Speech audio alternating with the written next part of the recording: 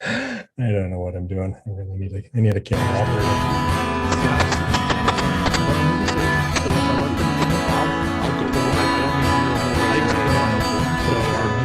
Yeah, well, you know, that's like just your opinion, man. Okay, so I'm going to kill my sound here because I can hear it. I can hear it, and I don't want to hear it. Yeah, well, you know, that's like just your opinion, man. How do I kill that? I got to kill the YouTube sound. God, terrible. He's in the room. You can't kill him just yet. Welcome, everybody. That flailing beginning was my attempt to get things rolling there, and not realizing that I need to mute my YouTube when I'm streaming to YouTube because it loves to just come on and throw everything off by about 10 or 20 seconds. Welcome all y'all, and welcome back Mac, who has miraculously cured himself and is going to be back at work and back doing his thing. Soon, I hope. And giving us his opinions. As you know, this show is all about everybody giving their opinions about stuff that no one really cares about except us. But what we're going to start with is our first poll. We're going to have two polls. Our first poll is based on me being Canadian. I've got a poll that is of no point whatsoever other than to perhaps make you smile. So hopefully a few of you know some Canadian TV shows and might happen to know what's happening upcoming in the world of TV. So the question is, for anybody that can't see the poll, what Canadian comedy is about to be rebooted? SCTV, Trailer Park Boys, Kids in the Hall, or Schitt's Creek? Well, the real question is, why aren't all of those being rebooted? I mean, that's the question. Come on. You're just sucking up to the Canadian, aren't you? No, I'm totally serious. Yeah, we do love it. So we got 7 out of 9. So I don't think I can vote. So once we get one more vote in here, we should have an answer. Here we go. I'm going to end the poll and share the results. And it looks like you guys know your Canadian stuff very, very well. Turns out Kids in the Hall is about to come back for season 8, I think. And I don't know how they can call themselves Kids in the Hall anymore. They're all old men in the hall. If you've never seen the show, it's pretty funny. But it's pretty exciting to hear that they're coming back again. So that was our pointless poll. Now we're going to do a different poll. If I can just remember how to bring up the other poll. Oh, there you go. Okay, so today we're going to choose, everybody's going to vote on what we're going to talk about. So anybody who can't see this poll, we got 4 choices today. We got IEMs and latency, which I threw on there today just because I watched Dave Ratt's little talk, which is fascinating. We could talk about whether you prefer all-in-one console DSPs or separate console DSPs. What do you think about external word clocks? Is that a real thing? And talk about steering sound using DSP and PA systems. So we've got half of you have voted so far. Place your bets, put in your votes. I'll see what we're going to talk about today. Well, I guess there's not very, looks like the end of that. So I'll share this first of all before I talk about it. So I guess we don't have too many monitor men in here. Me being a monitor guy, I was quite fascinated about IEMs and latency, but that's for another day, perhaps. Strange thing is, though, we have a tie. We'll talk about both. Well, if we run out of time, we certainly can. The rule has always been, though, that people who can't vote get to be the tiebreaker, and I guess that's me. So I'm really, really interested in steering sound, DSP and PA systems. That's something I've been wanting to talk about for a long time. So we're going to start talking about that. If we run out of things to talk about, we can switch over to all-in-one console DSPs. What about steering sound with console DSP? Well, that would be fine too. That would be perfectly fine. So I don't have a lot to say about this other than I'm extremely interested in it. I've known that it's been around for a long, long time. I think there was a company, Duran Sound or something like this back in the day. Maybe somebody else might know the history of it, but there's a company in Europe that was making basically a big straight PA system that was DSP steerable before other people started to get into it. Martin now and other companies are getting into it. Dave, you said you were working with some Martin stuff. Maybe you can tell me a little bit about how that system works, the MLA system. Yeah. I have a request. Can you talk about the basics of it first? Because I have a little familiarity with it, but I think it would probably help me and the other people who don't have much experience with it. Yeah, maybe Great. Dave and Pete, because I think Pete, you have some experience with Martin. I think Pete and I have probably the same experience with Martin. I mean, we've flown a ton of MLA. And Robert, I know you've done the same with EAW Anya, which are all working on the same principles. And don't forget DNB, Dave. Well, yes, DNB does have the array processing as well. That actually operates a little differently than the other two, being that the other two, EAW Anya and MLA, is using a amp and DSP per driver in each box, and then altering both the delay and phase of drivers to combine. And the point being is what you want to do is you want to have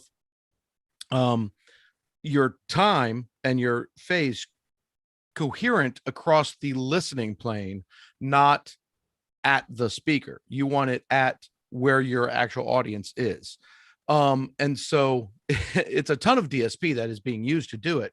But when you can alter and manipulate each driver, then you're able to actually achieve it. DMB does that slightly differently. They use multiple amp channels to do that, and then divide it up by your array length and number of boxes, and how many boxes are driven by the number of amp channels. So it's the same principle. It's a little different approach. That's in DNB, it's specifically amp channel per box.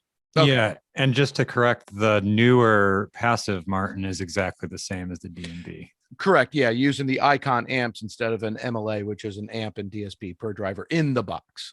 So yes, but it's all working off the same principles to achieve that. So and that's really the goal. The goal is to achieve phase correct at the listening position. So what else do you want to know, or anybody else who's actually probably smarter at it than even me? Please chime in. Robert, do you know much about the Anya system? No, I was just going to say, I think what I would add to it is, while that, that phase conversation is certainly important, I think in live sound, the almost just as important is the idea of being able to create stop and start coverage zones, right? Yeah. Where you can take parts of the building almost completely out of play in terms of reflective path, et cetera. So that's a super, super important piece. It was part of what attracted me to Anya in the beginning, for sure. Yeah, very true. Very true. I mean, one of the things, one of the most attractive parts about Anya, when I first sat in front of it and started doing some testing with it, I kind of drove the AEW guys crazy, honestly, because the first 2 hours I spent with it, all my measurements I did were behind the PA system. They were like, what the is he doing? So, it was all about, coverage behind, or, rejection behind the PA system. And not only that, but getting some linear rejection behind the PA system where, you kind of get rid of these hills and valleys behind the PA system, because it was increasingly a problem for us on Petty. And it wasn't so much, at his microphone that was the problem. It was where the piano was sitting and where a couple of the backing vocalists were sitting. The previous systems we were using had some pretty sizable nulls there, and it just didn't sound right over there. It was like the rejection was great, but the actual frequency response of what the system sounded like behind it all of a sudden sounded very lumpy. So that was a big attractive point of it for me, for sure. I've heard about outdoor festivals and things where they've got noise restrictions. This is becoming something that everybody wants to look into, and it seems like it's what I think Glastonbury, didn't they start to work on something with one of the systems to try and on one of the stages try to alleviate the noise going into the Yeah, it's really surrounding big deal in neighborhoods. Europe, for sure. And Hyde Park as well. Hyde Park Yeah, does Hyde that Park's every another summer. one. But yeah, I mean, like at Glastonbury, they've been doing it for lots of years. I've never been there, but I've heard from manufacturers who have been there, and they have taken the rudimentary math that these companies are using now, and they would do a barbaric version of it where they modify the geometry of the PA system and tuning of the PA system throughout the day based on the humidity layer over the audience so that it doesn't skip off at night. So it's basically taking all those practicalities and applying them to an action that people can deploy. And how does it sound though when you do these kinds of hard cuts? It seems like almost voodoo to think that you could do this and not completely destroy the sound of the. Depending on haven't the used- engineer. Yeah, I haven't used Anya in anger, but I've been to several demos of it, and it's really quite shocking how far they can alter the pattern of the array and still have it sound good. Yeah. I mean, it just they tell you to go to the back of the room and they'll open up the back of the room and suddenly there's sound in the back of the room, and then they make it go away and you got to be standing directly under the PA to hear it. It just Well, quite I'll remarkable just to add see it it. in a demo. I mean, all of that is fantastic. Don't get me wrong, but the bottom line for me when I was picking it was the way it sounded. And I mean, that was the epiphany in the first 10 minutes of standing in front of it, mixing in front of it. It was like, wow, this doesn't sound anything like an EAWPA. Right. I was like, holy cow, this is a brand new day for this company here. I mean, that is as good a quality of some pre-recorded material as I had ever heard. I mean, I'll stay that strong with it. I was like, holy cow, man. That's probably the best point that Robert just made, is that these speakers have to be acoustically correct, even without all the stuff, so that when you apply it, you're almost there. And so starting with a correctly designed loudspeaker to begin, like all this magic doesn't correct for a bad loudspeaker design. No, Like it that. doesn't. It's still. No, and that I've taken on some great arguments with people who have just automatically, I can tell it in their conversation, automatically dismiss it because it's DSP controlled. It's like, it can't sound good with all that DSP going on. I just can't do it. Right. And I'm like, why not? Right. Why not? I mean, like there's this romance that somehow this, there wasn't a whole lot of processing going on in the array before we were using it. It's like, guys, if you had any inkling of what was going on in crossovers for the last 20 years trying to get these arrays to sound right, you would not feel this way right now. I guarantee you, your romance would be out the window right now. And how is it even possible for speakers to put out the kind of SPL and power handling that they do without all this processing and correction and limiting and all the things that it needs to do to make it work? When you get that kind of acoustic phase, though, Mhm. right, there is an apparent volume to it that is just like startling almost. I mean, I'm sure you guys have read the press releases, but I'm going to go through it again here. You know, when I got done evaluating that PA, one of the light bulb moments for me was, I'm going to go out and use this PA without subs. Wow. I mean, I Yeah. never would have dreamt, never in a million years would have dreamt that was going to be possible. Hmm. But because of the way because they didn't do the split array thing to extend coverage, it's all part of one array. So mathematically, the low frequency impulse that is possible off of that many drivers was, I mean, really impressive. Really impressive. I just walked away and I did that entire tour with no subs. So did the entire next 2 tours with no sub. Andy, you had something you wanted to ask? Well, yeah, I have 2 questions. One is, I'm trying to remember now. Do you actually curve the array and then do the DSP, or is it a straight line and you're doing all of your aiming?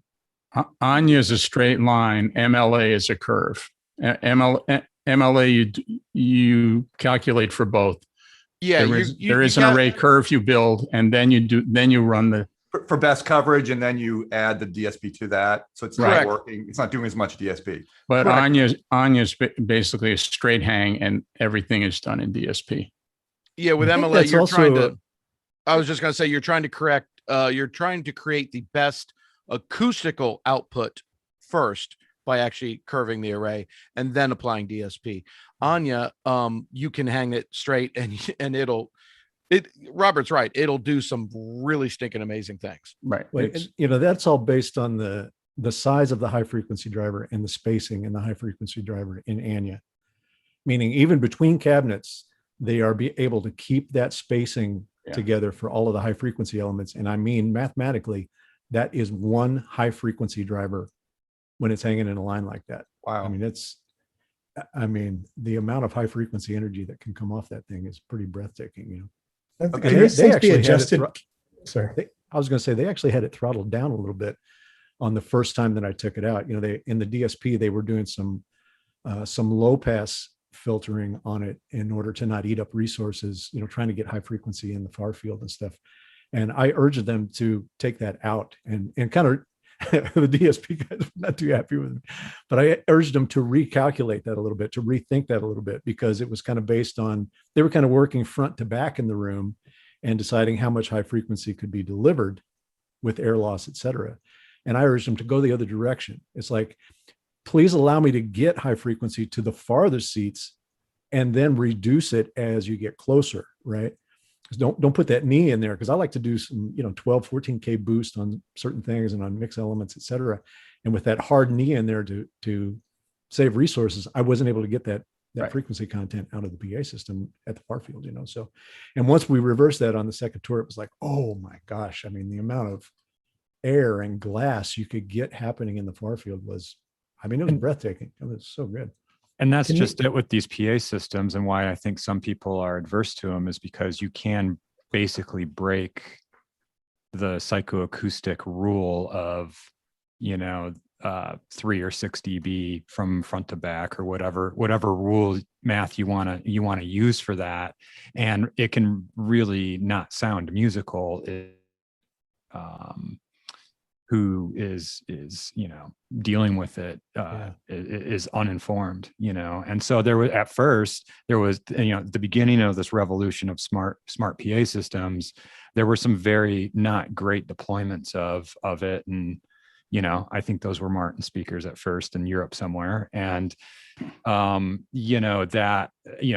reminds me of when VDOS was brand new, and there was an adverse reaction to VDOS.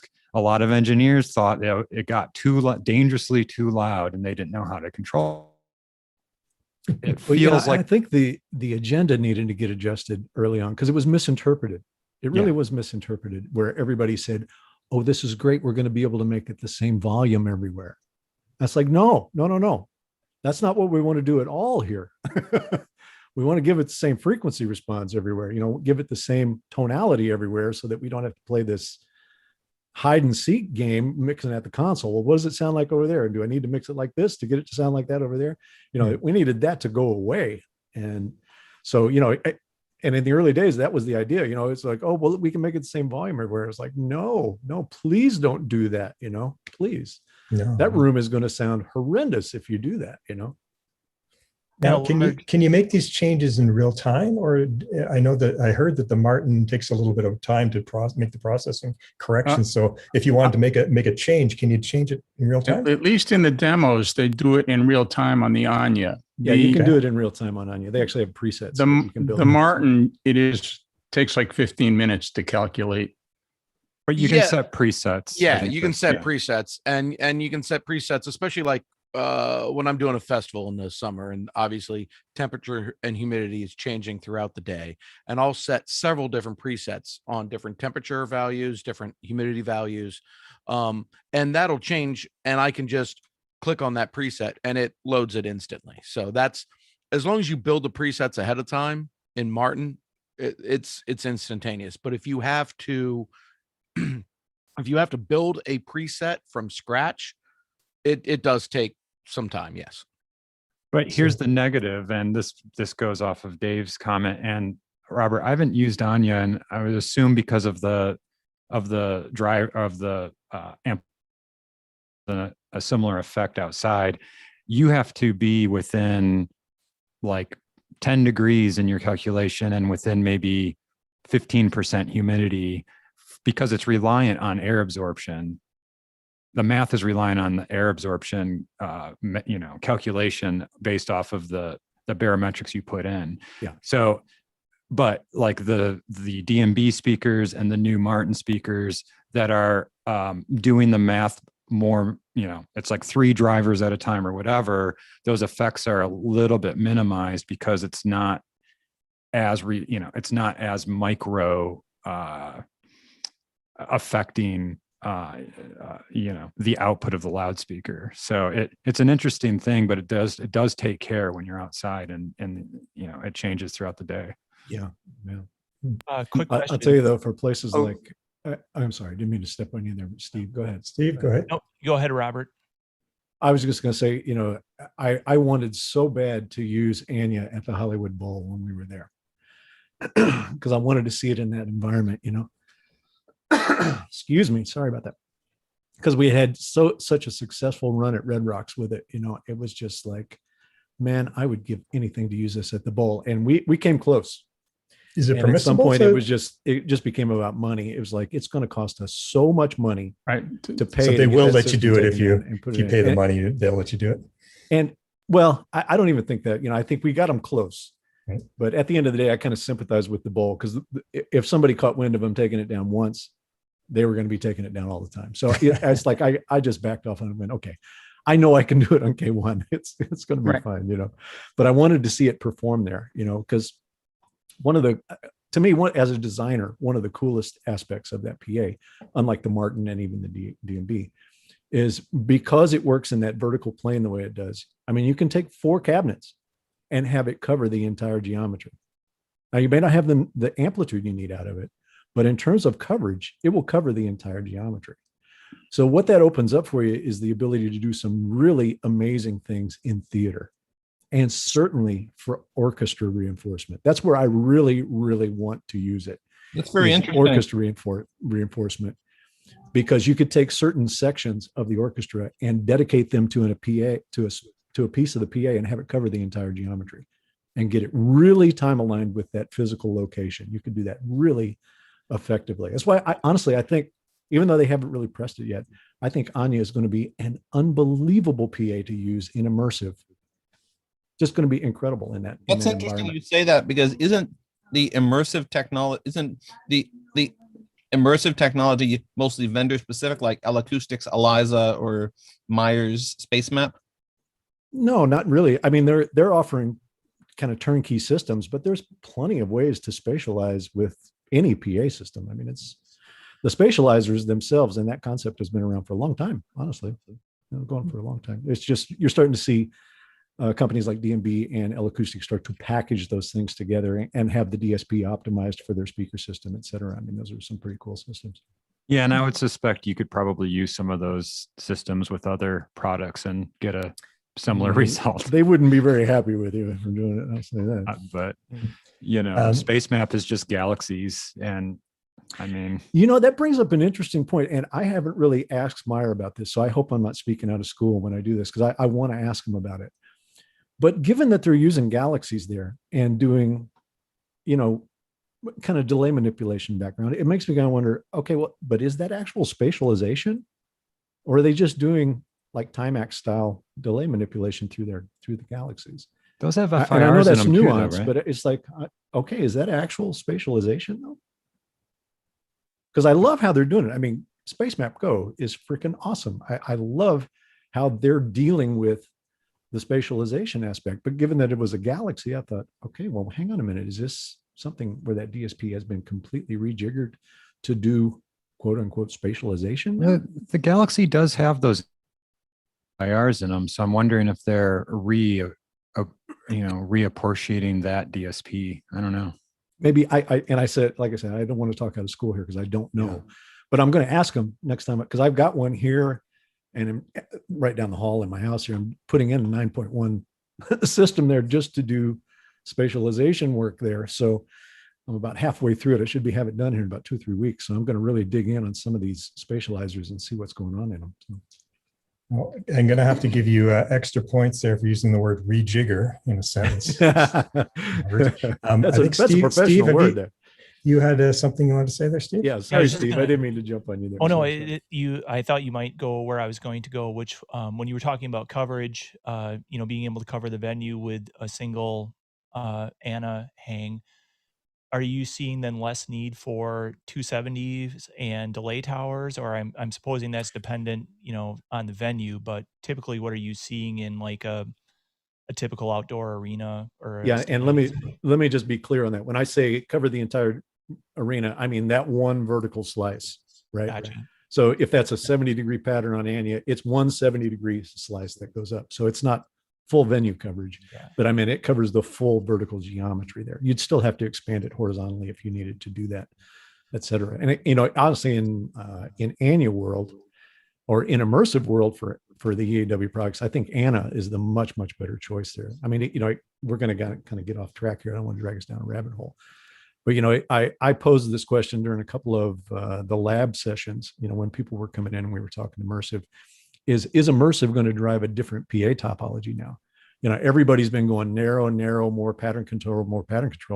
Well, immersive, because of the way it works in oriented mixing, actually kind of demands very wide Q PA systems. Right. You want one array to cover that entire freaking arena if you could do it. Or a point source. That's a very good point source. Yeah.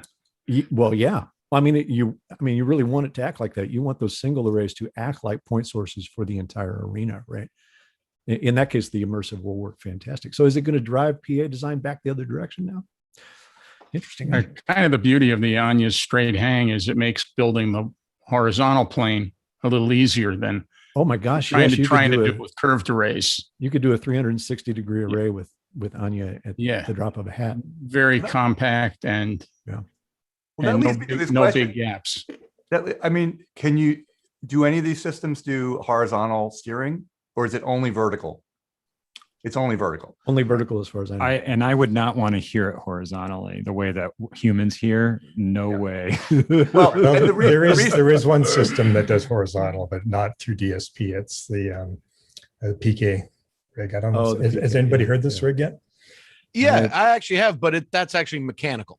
It's mechanical. That's what I'm saying. It's not DSP, but you can adjust horizontal. But you can do that with lots of boxes. And K2s, louvers, right? and GSL, I think, are mechanical too. No, right? the Right. reason Sorry, I brought that up- forgot the other ones also. You can do them mechanically, but this one has a servo that you can. Part of the adjust in real time. reason I brought that up is because you get the set designer going, can we move those speakers further out? And then tow them in. Can't you just do that?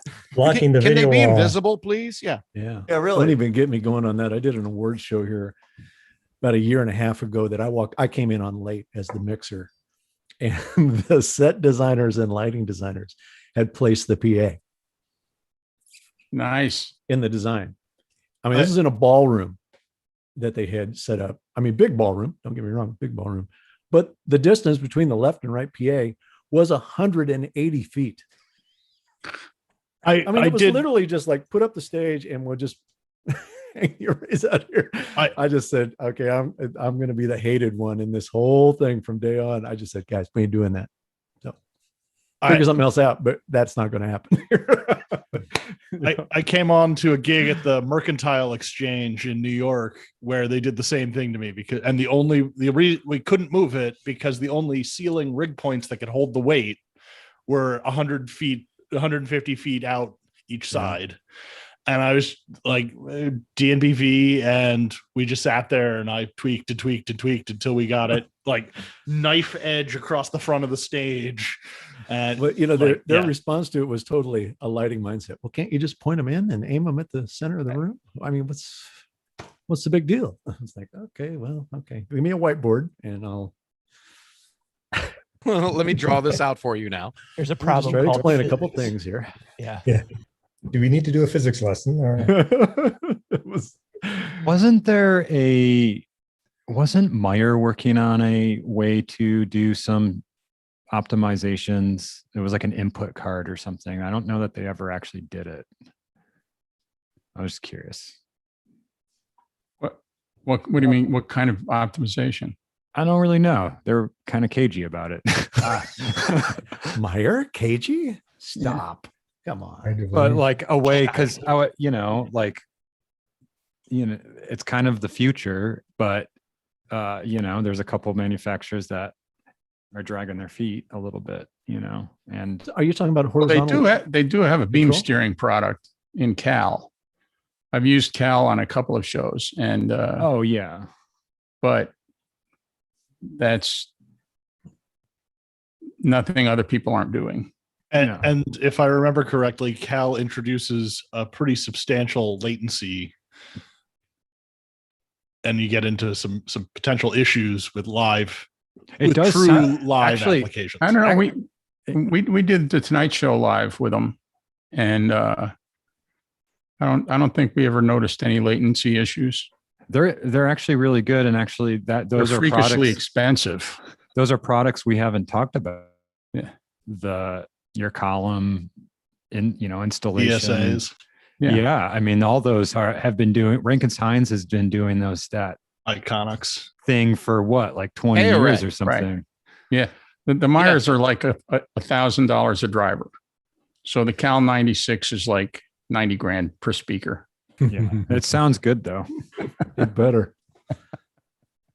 Well, I mean, we can't really have this steering conversation without bringing up the holoplot thing either, right? Has anybody been following this?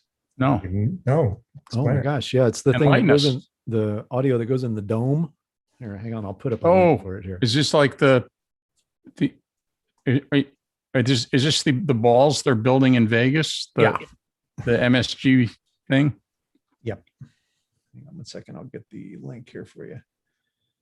Because I mean, this is steering to an extreme. I mean, here, right? And I haven't heard it yet, but I really want to go hear it. And it's in a venue that's entirely video wall, right?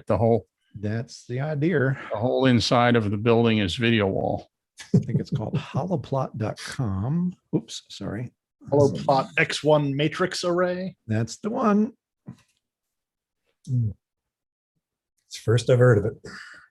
Oh my gosh, you got to get up to speed on that. I mean, they're making some pretty strong claims with it. And I have no problem believing they'll get away with it.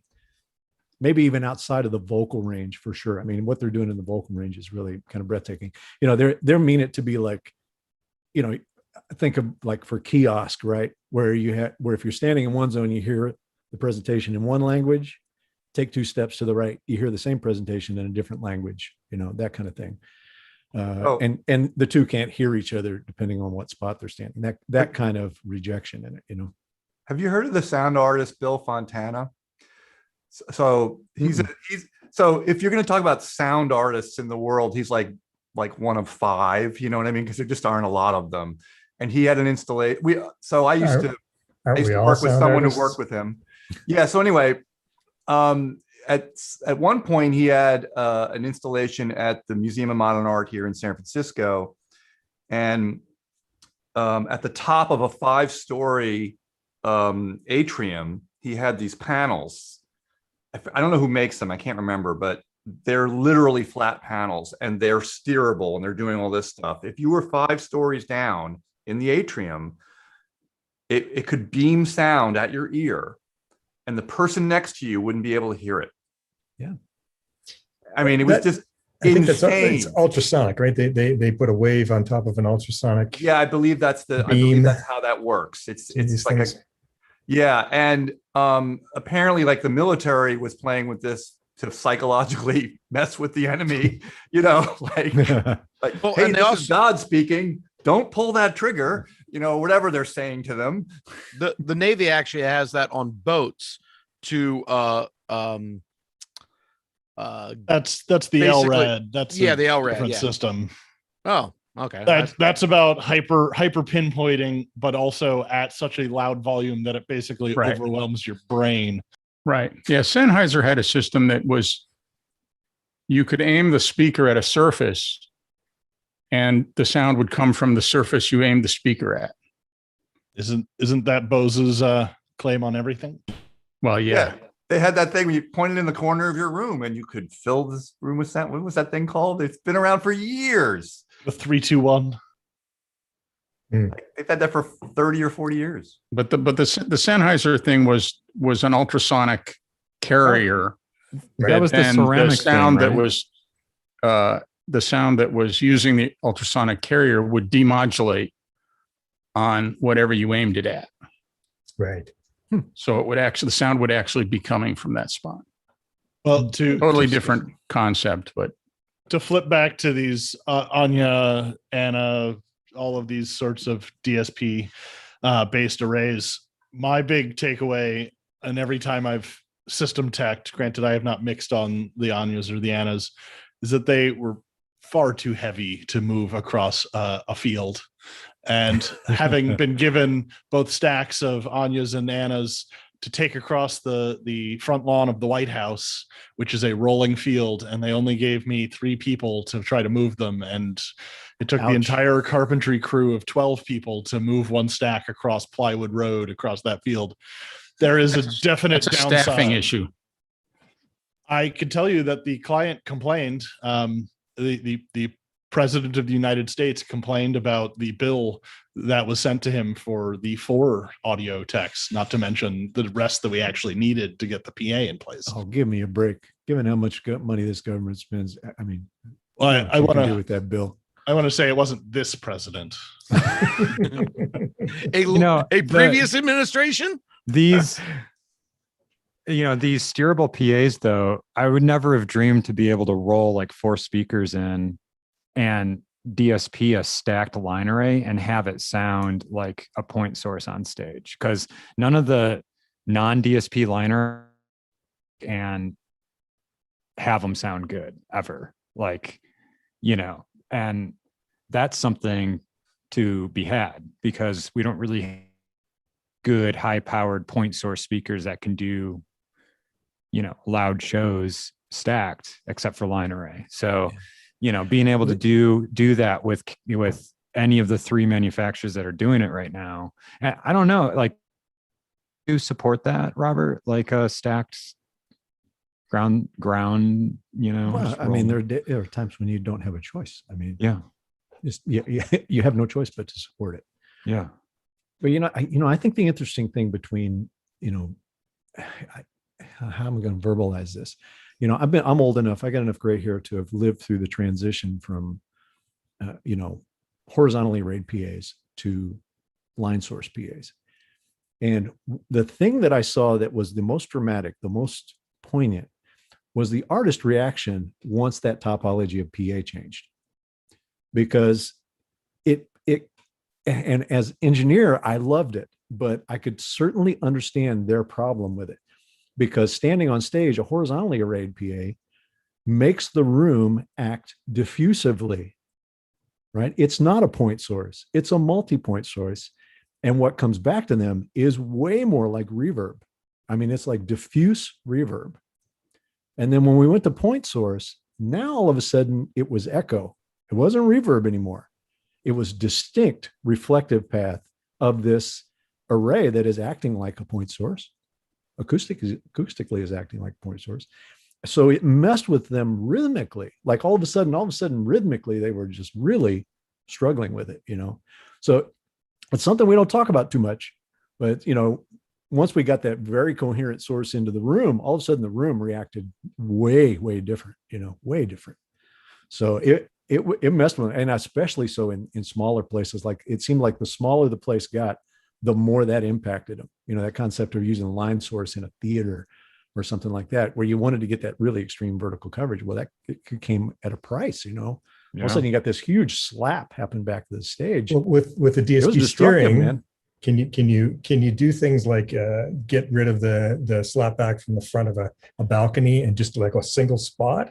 Or is it more of a... In the mid-range you can, but I'll tell you something where it messed with it. And, my dear friend, I'll say it here, my dear friend, Sam Burkow, and I had a pretty good discussion about this when the Palms opened up, because he had done the Palms and put in this really long JBL arrays there for pattern control. He wanted to have great pattern control on stage, but it created this fantastic low frequency echo in the building. Yeah.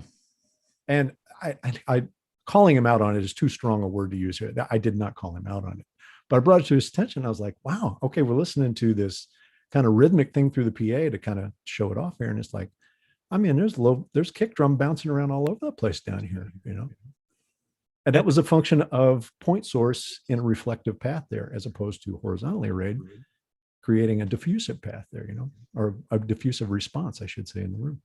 Well, and this gets into a conversation that is coming up more and more, as I know in Europe, they've already implemented it and they're talking about doing it here in the States some. I'm scared already. Well, it's actually a wonderful thing for us.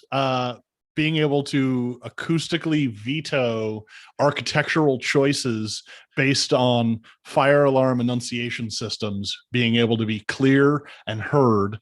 And so basically they're coming in and going, all of these beautiful marble spaces that look fantastic, but sound like absolute poo, suddenly need to have some way to diffuse all of that reverberance, all of that echo. You've got to bring your RT60 way down so that when we go into an airport and make an announcement saying that there's a fire, people can actually hear that and can. Okay, I'm back to being for it already. So I love it. Yeah.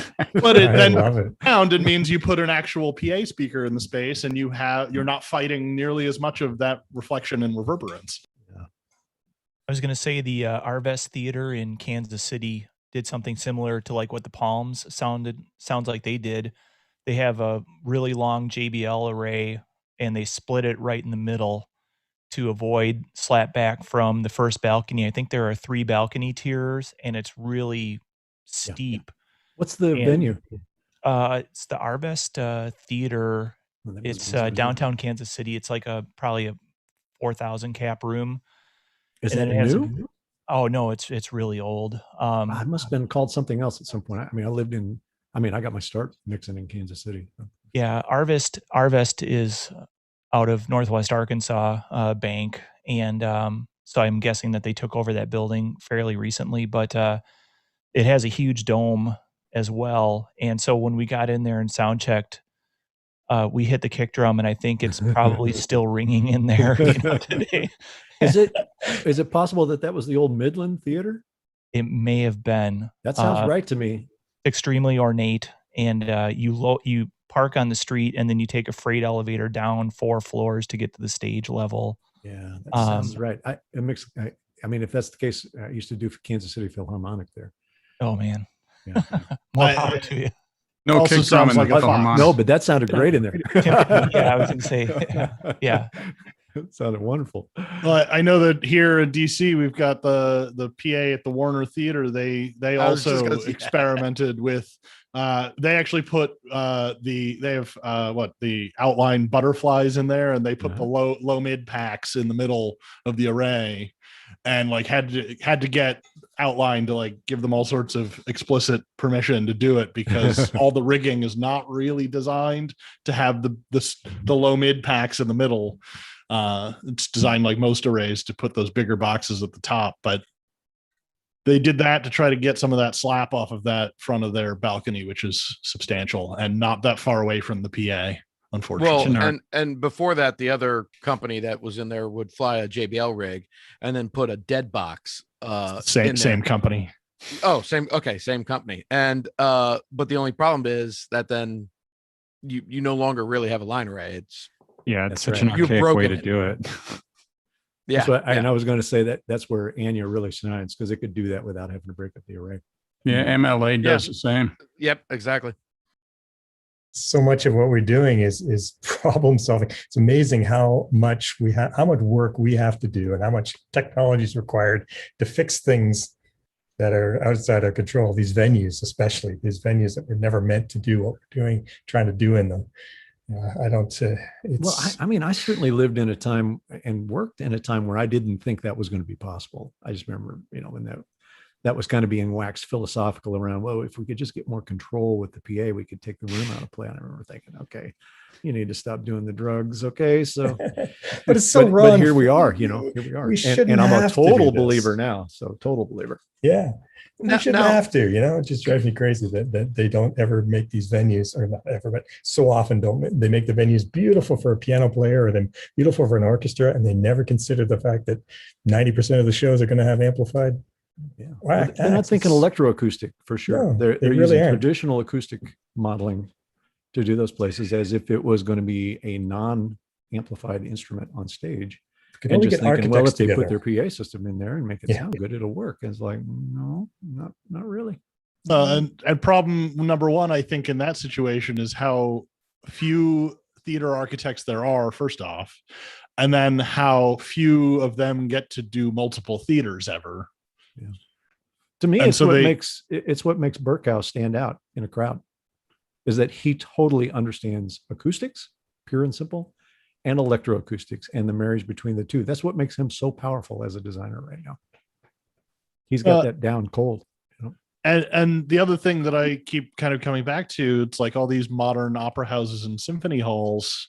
It feels like they're still trying to figure out what so many of these old opera houses and symphony halls were doing acoustically, and trying to figure out how they can match that technology for the just acoustic wave coming off the stage, and then try to fit an electroacoustic system into that. They could care less about the electroacoustic part of it. Well, I'm and serious. They could it's an care less add-on. about it. Sure. And by fit it in, I mean, where can they stick it inside a cavity in a wall that's out of the visual image? I mean, some of my most disappointing stuff that I've heard in the last decade was going into symphony houses and hearing them trying to do, contemporary Right. pops style stuff, Carnegie Hall. with a vocalist, et cetera, on a microphone, all the other stuff is just like, wow, please don't do this anymore. This is Right. absolutely abysmal. This You is can not get- honoring anything here. Yeah, but if the PA can get a You're That- cutting out Pete. I We think. get about every Am I? other word there, Pete. All I'm right. sorry, man. Sorry. But they always look to the sound man to try and, why is it, can't you make it sound better? Can't you make Well, it sound better? Well, no, you bring up an interesting point, because like Green Day did that musical American Idiot. which I saw, and I was like, they were wearing, I think, headset mics for a lot of it. They did do some stuff on handhelds, but most of it, I believe, was headsets. And the band's on stage, although there's no live amps on stage, but still, it sounded thin. Like it just sounded thin because it's headset mics, and they got to, cut through the band, and it just didn't sound like rock and roll. I'm sorry, but it didn't. And it only sounded like rock and roll when they had a handheld, So Compromises, all sorts of it was a big compromises. and I get that, because I understand theater and I understand musical theater. I studied it for a while, in terms of the technology and all that, and I did some of it. But there are limitations. There certainly are limitations, especially with musicals. It's just, Well, musicals can sound very, very good. Yeah. Some of the worst ones are some of the most expensive ones. I heard the one that you did, Mac, that sounded fantastic. It was Spring which one did you Awakenings. do, Mac?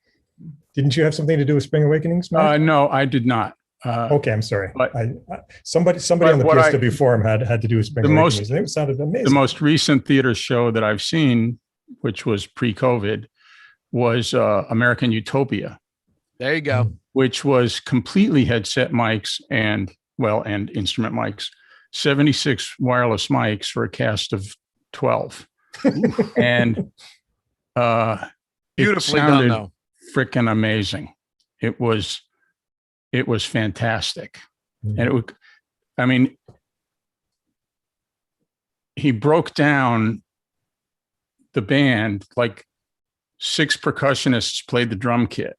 So there was a guy who played the snare, there was a guy who played the kick, there was another guy who played the toms. And if you want to hear something amazing, watch 6 players playing Burning Down the House. It sounded like the album, and they were all over the stage. Yeah. It was just It was sensational. completely blew me away how great when that the priority is the sound, Right. that's everything. Right. And so many of the theatrical shows are priorities lighting or something else, acting, whatever Right. it is. Then Yeah. the sound is kind of, well, if you can hear what they're saying, that's good enough. Right. Yeah, well, and clearly that show was purpose built for the sound. Oh, whereas, absolutely. Sure. whereas some other musicals, you're contending with scenery, you're contending with, Right. the biggest thing you're contending with is, the white noise machine above the stage, Right. comprised of however many moving lights they happen to have. Well, they still had a lot of moving lights because that was all there was for scenery. The scenery was a box up and down stage, left and right, and then an upstage curtain of chainmail. And so they had to have antennas inside and outside the box because sometimes they played off stage and then entered through the chainmail, and the RF wouldn't make it through the chainmail. So, but so much of that like thin high sound is to cut through the movers and the fans above the stage. Like if I didn't think it was thin high sound at all. Yeah, it like sounded if they like used any other conventional- concert. If they used conventional lights, the show could sound great. So But that's not going to happen. Andy, as someone who toured with a Broadway musical with 0 moving lights on it, it still doesn't necessarily, the moving lights are not the only reason for that. Right. I guarantee. Of course. But I'm just saying that they do contribute a lot. One of my questions initially is did you see that on Broadway or did you see that on tour? Which saw it American on Utopia? Well, Mac, yeah, I don't believe that's toured yet. So that's yeah, just no, on it toured. Broadway. It toured before it went to Broadway. Oh, okay. I George, saw we had I saw American Idiot in San Francisco on tour. It's funny because it started at Berkeley Rep, went to Broadway, I think, and then came back here as a touring show. So I did see it in a Roadhouse here. Yeah, we had it here at Merriweather. American. So lost your audio there, Mac. Oh, are we talking about American Idiot? Yes. Because I saw that on Broadway. I thought it sounded great. And the thing that I will say is the shortcuts that have to be taken for all these Broadway shows, and having been one of those people who was out touring on those shows, and at the time that I was out, I think our tour was the highest paid contract on the road at the time. The staffing decisions that get made because of dollar amounts offered often result in people who are far less experienced, who are trying to just replicate the mix and don't necessarily know how to effectively tune the system that they're setting up in the system in the new theater they're in. And I can tell you that my Broadway towers, when we walked into some of these theaters, were not capable of filling the space. I had 4 CQ 1 and 2s aside, and I had a center cluster of 5 ARCs and 4 DVs. I had delay speakers. I had little point sources I could stick places. But if I walked into the Fox Theater somewhere, which is a 5,000 seat theater, suddenly my PA is barely scratching the surface because it's just not throwing. And the thing that we have here in DC is we constantly get panned in our opera house here because it's too big of a space and it's a very live room. And these inexperienced Broadway touring folks push the fader harder, trying to get over the reverberance rather than putting in a delay system to bring down the overall sound from any one position. And they finally started bringing in delay systems and hanging additional PA. But at the end of the day, we had Matilda that got panned partially because too small PA, partially because it was too loud, and partially because all the cast were a bunch of kids faking British accents, so nobody could understand a word said. So do you think a DSP controlled PA will eventually be the future where these things are taken out of the hands of the inexperienced, where you put them up and they not automatically, but are much easier to get right as opposed to getting got to them have wrong. an experienced person put it up. Yeah. Matter of fact, they need to have more experience, honestly. Yeah. So you don't ever think it'll get to the point where you can where it will do it itself, sort of thing. Just put a stick on the ground and away you go. Yes, Not this week. I'm all for it. Yeah. But I think the concept of touring Broadway, this is going to just be my opinion. This is an opinion show, right? Absolutely. Is Always. That's where the whole concept of designer operator, that's the Achilles heel of designer operator, right? If it's designer operator for a fixed install, one theater, designer comes in, designs the show, you operate the show, here we go. That works great. That can work incredibly. Some of the best audio experiences I've ever had are that setting.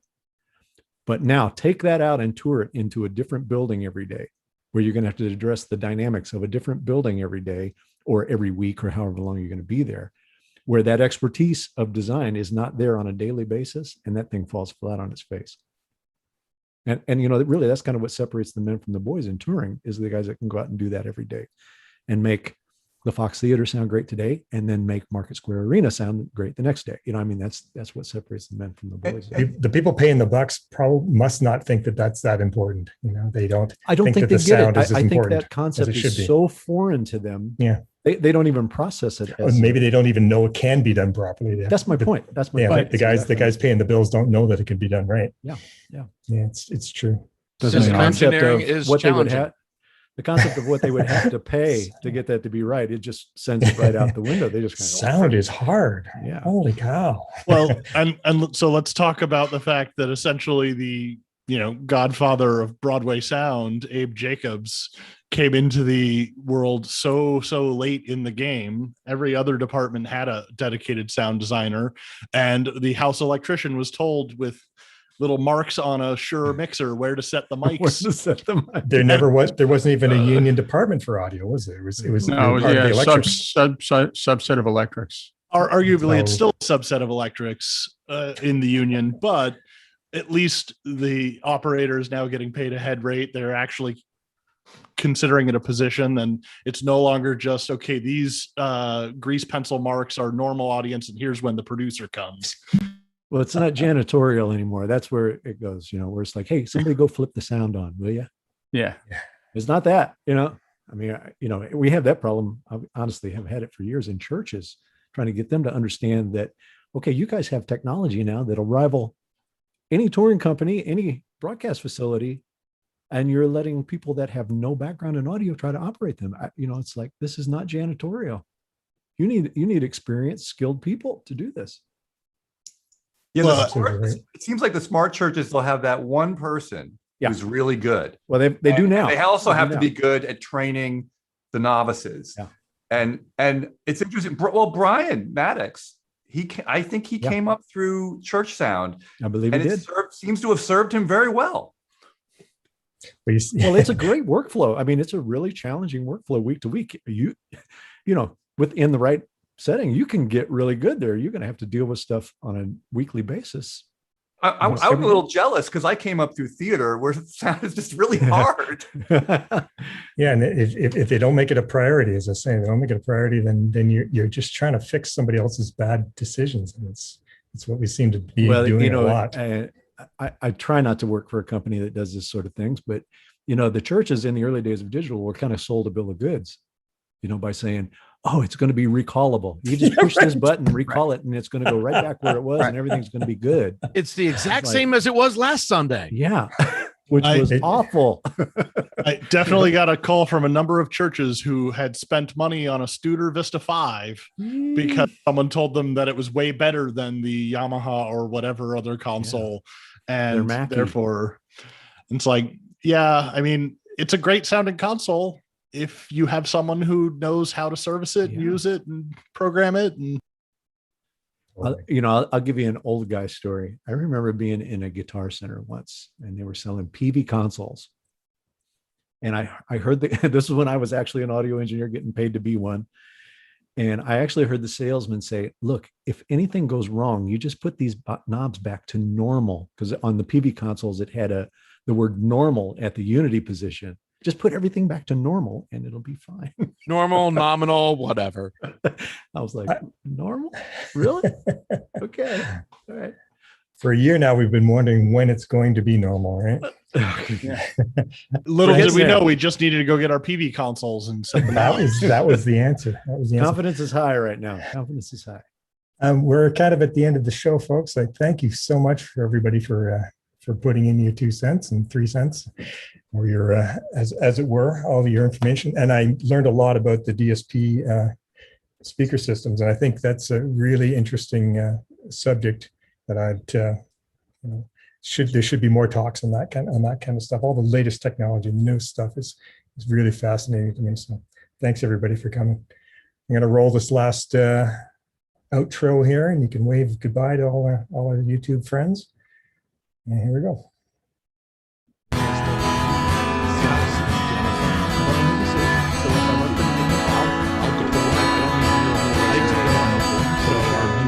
Yeah, well, that's like just your opinion, man. And Are we off air? Just one sec.